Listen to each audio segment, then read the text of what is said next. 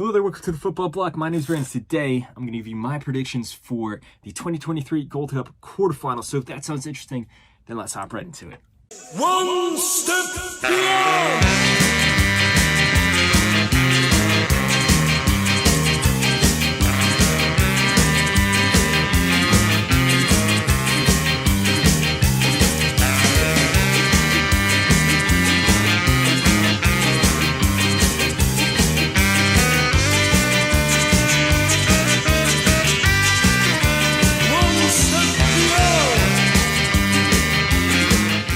So the Gold Cup quarterfinals are finally here. We only have 8 teams left in this tournament, 4 matches to play as we get closer and closer to crowning the Kings of North America, or at least in this context.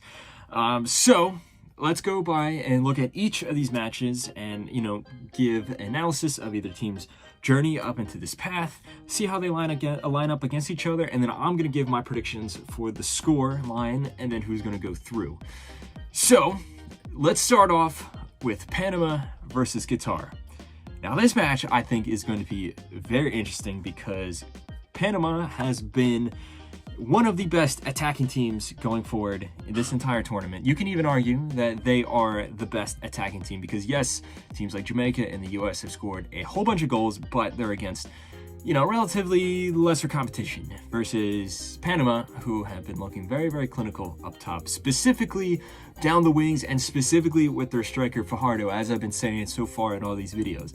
On the flip side, Qatar is a team, a typical Carlos Queiroz team, very, very defensive minded. They like to sit back, they like to absorb the pressure, and they like to try to hit on the counter. They've always played like that recently, but now with Queiroz, it's an overdrive. They barely go forward at all. Like, for example, in their last match, which ended in a 1-0 victory against Mexico, they had 1 shot the entire match and 24% possession, but yet they were still able to come away with the win there, very interestingly enough. Is it possible for them to have another upset victory here, for them to, kind of make some shockwaves in the international football community? I think it is very possible. I think it is very possible for Queiroz, who is one of the most talented managers in the world, specifically in the international football sense. But I don't think it is probable. I don't think it will happen. I do think Panama will come away with the victory here. Because, if you just look at these teams together, Panama has, in my opinion, much more talent. Overall, they've been playing much more cohesively. That being said, Qatar has, I think, gotten better with each of the matches, specifically with their last match, but they, at times, against Mexico, did get very, very lucky. And that was a game that Mexico didn't necessarily have to win in terms of statistics. Yes, in terms of morale, they did have to win. But in terms of statistics, it was a game that was really kind of insignificant. This game, completely different context. I think Panama is going to go for it. As good as Qatar's defense can be, I don't think they're going to be able to keep out all of those chances that Panama will inevitably create. Panama do have some defensive frailties. They do kind of fumble it a little bit. As we've seen before, they've conceded very late goals in each of the 3 matches that they've had. So I think that this match will probably be 2-1. I think Panama will score first, they'll kind of fumble it in the last moment. Qatar will score a goal, they'll take it to extra time, and then Panama will get a winner. It'll be 2-1. It will be very, very close, but I think in the end, Panama will come away with the win. I think it is possible to see an upset here, but I don't think it will inevitably happen. So I think Panama will advance to the semifinals, and in the other match we have Mexico versus Costa Rica. Now, Mexico going into this tournament had a large looming cloud over their entire camp. Obviously, they had an abysmal performance at the Nations League, but it seemed the ship had been steering in the right direction with Jimmy Lozano coming in. They had a very good win against Honduras, a very good win against Haiti. But they had that stain on the record, that loss against Qatar, which I just mentioned. And even though they were going forward very well in terms of goals, there was some defensive frailties that weren't really exposed. They were evident, but they weren't really exposed in their first two matches here. Now, I think it is very possible that this could be the upset. There's always an upset in these groups. There's always some type of crazy results, some wacky results, and I think this could be it right here because Costa Rica, similar to Mexico, are going into this tournament with kind of a cloud looming over them. They're changing of the guard. A lot of their old guys are leaving or gone, or if they're still playing, they're very, very old. Not really a whole lot of talented replacements coming up. The team is very inexperienced, very young.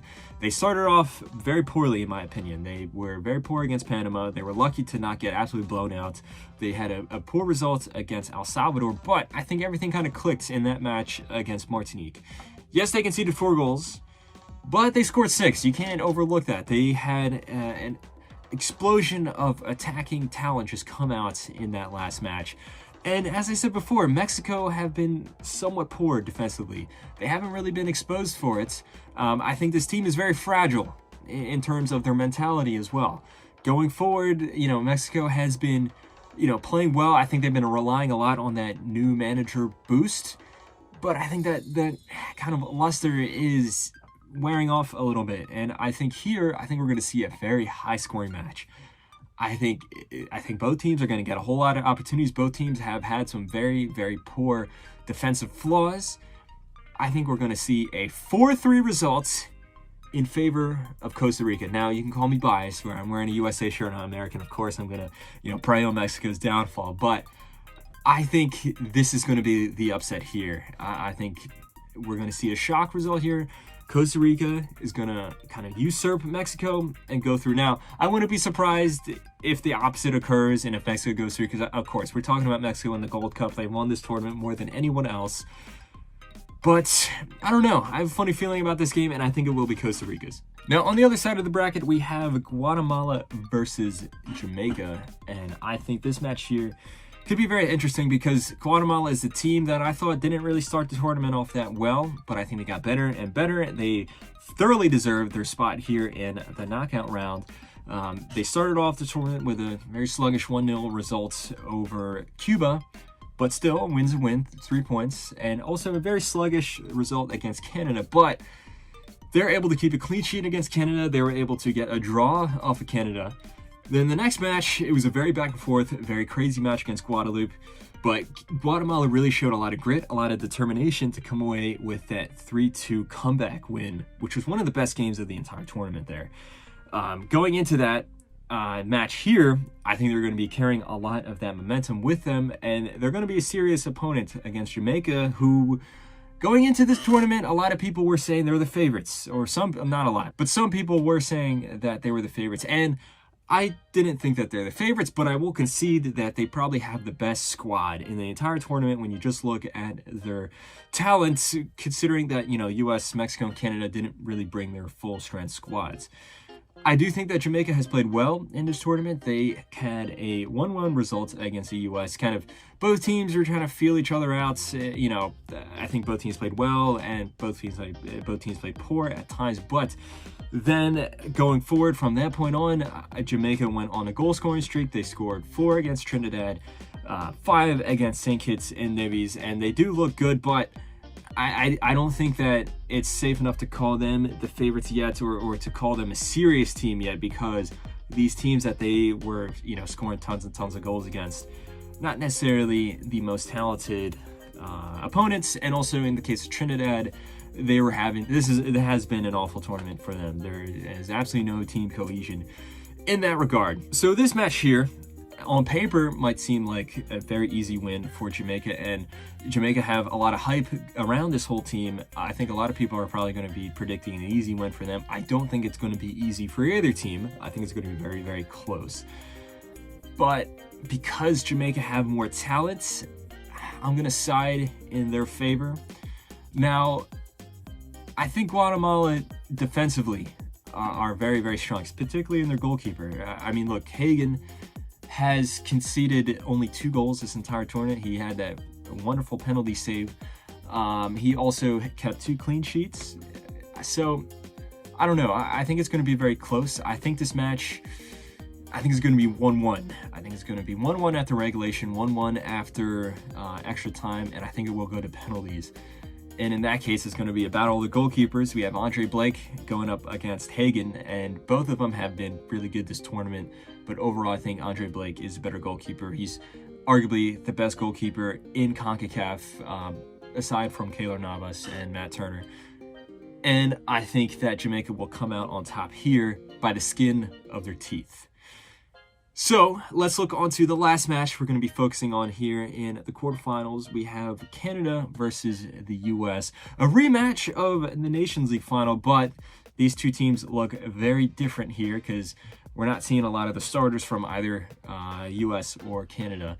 And as a result, these teams have had very different paths to this point and very different outcomes in this tournament so far. I think the U.S., the first match, it was 1-1 result against Jamaica. It was kind of a disjointed performance, but I do think the U.S. was the better team for majority of the game, at least for the second half.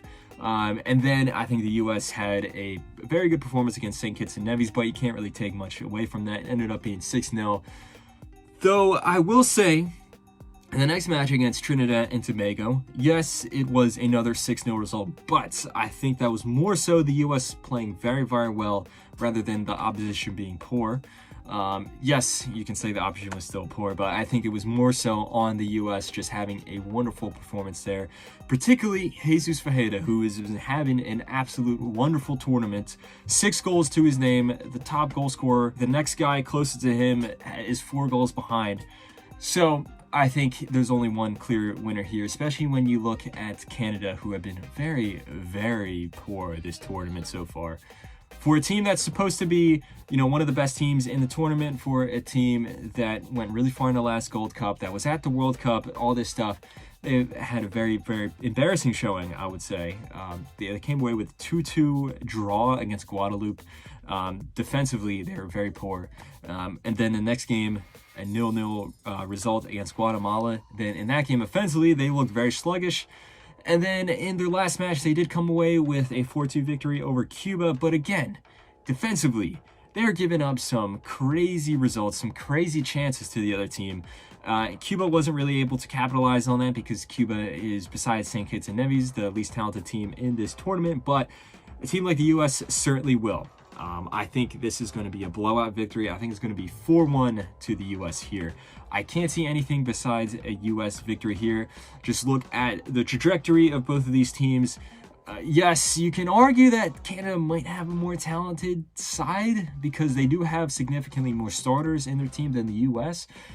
But still, I mean, it's not all about talent. Talent obviously is very important, but it's also about momentum and team morale. And the U.S., specifically with B.J. Callahan as a manager, I mean, they've had victory after victory after victory over the course of the 5 games that B.J. Callahan has managed.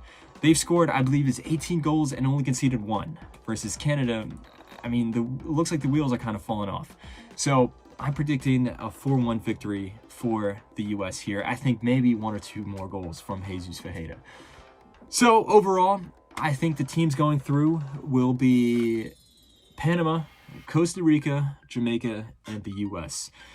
Let me know if you agree. Do you think that there is an upset in the case of the U.S. versus Canada? Do you think Canada can be able to get revenge for the Nations League final? Do you think that Guatemala, the team that a lot of people have been sleeping on this tournament, is going to shock Jamaica? Do you think that I'm wrong in saying that Qatar is not going to be able to shock Panama? And do you think that I'm also wrong in the sense that Mexico is just going to have another routine victory here? Let me know all your thoughts in the comments below. Don't forget to like, comment, subscribe, share this video with a friend. But anyway, guys, my name is Brandon. This has been the Football Bloc. Hope you guys have a nice rest of your night. One step beyond.